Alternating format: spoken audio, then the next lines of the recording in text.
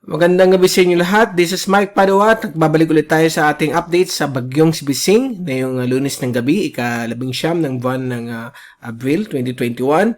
At itong Tagalog version ay pinaglilingkod sa inyo ng Typhoon 2000. Ngayon, punta natin diretso ang ating update. Ito ang fast animation. So, kikita po natin sa nakalipas na 24 oras, ito po ay umakit na pong panorte at norteng kanluran sa bilis na 7 hanggang 5 kilometro po bawat oras.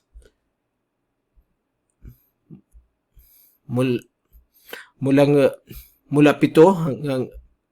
hanggang 7 kilometro bawat oras.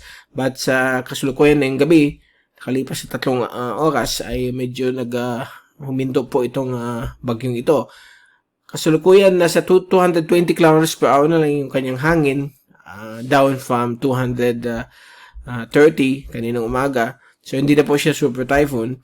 At nagbibigay pa rin yung kanyang outer rain bands ay nakaka-affecto pa rin sa Kabikulan at magiging Samar provinces at magiging mas maulan, may kasamang hangin na hindi lalampas ng 100 kilometro bawat oras dito po sa isla, probinsya ng Catanduanes. Ang ibang bahagi po ng Bicol region ay magiging magkakaroon po ng mga konting hangin. Hindi naman po siya lalampas ng 65 kph.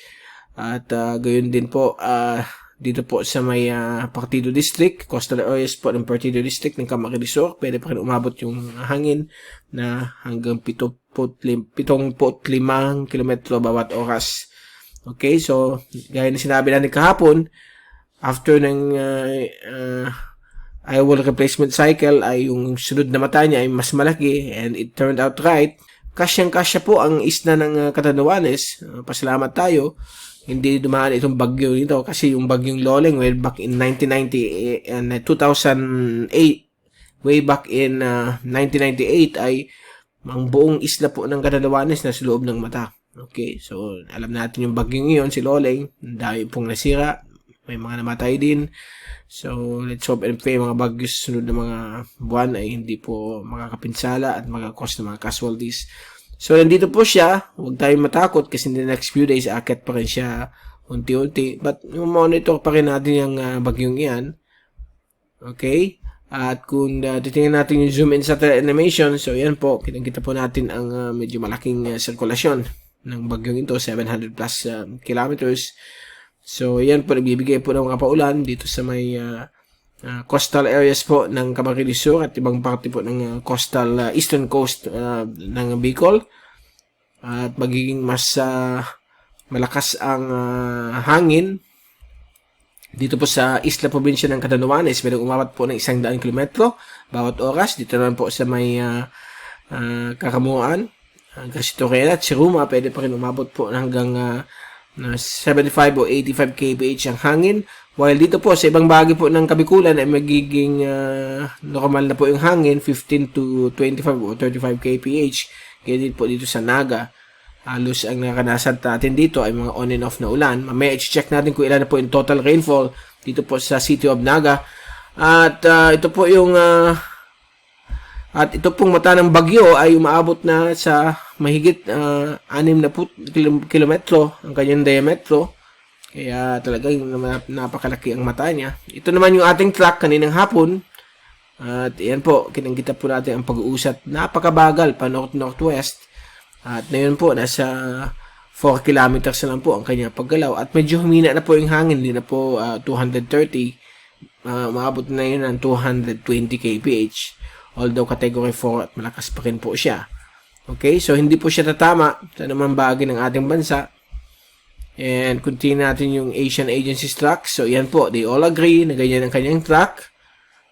Okay, so makikita ninyo na nandiyan din tayo sa mga tracking, although we're not official. Okay, mga official kasi ito, weather agencies around Asia. Ito yung ating rain at wind forecast mula sa windy.com. So, simula na yung gawing ito. Nakita nyo yung violet hanggang pink. Yan po malalakas na ulan. So, halos buong araw po ng hindi naman buong araw. Okay? Hanggang tanghali lang ang ulan. Hapon may konting showers na nakikita natin dito. But generally, hanggang bukas na lang ng tanghali, itong mga ulan-ulan na ito, dala ng mabagal na pagkilos ditong bagyong ito. Okay, at bago tayo magpaalam, ito muna yung ating weather station data. Kita po natin ang wind speed na yun as 10 kph. Pero nag-register po ito ng gustiness of 48 kph. Now, tingnan natin yung bulletin mode. Yan po, 1005 ang pressure. At yung kanyang pinakamalakas na hangin ay kaninang kaninang early morning, 48 kph. And overall, ang ulan, umaabot na po ng 56.4 na yung araw. But yung total ulan, since na dumating yung bagyong ito, ay nasa 106.4 na po. So, pasok na pasok doon sa forecast natin na 50 to 200 millimeters na posibleng bumagsak dito po sa ating city at makakakinig din sa iba't ibang municipalities ng Camarines Sur. Okay? So far, ang pinakamalakas na hangin dito sa Naga na record natin, 65 kph. Actually, hindi sa Naga, dun sa isang town sa Calabanga. Okay? So, hindi natin mapakita yun dahil po medyo paalis na rin yung bagyong yan. Although malaki, talagang one of the strongest po siya for April. Ito ang ating graph shot. So yan, kitang-kita natin northeasterly southwest wind flow. Medyo malakas na may konting labig. Dito po sa extreme northern Luzon. Extreme northern and northern Luzon, Batanes at Bubuing Comoros Islands. Ito naman po yung bagyong si Surigay o Bising, moving slowly towards the north-northwest.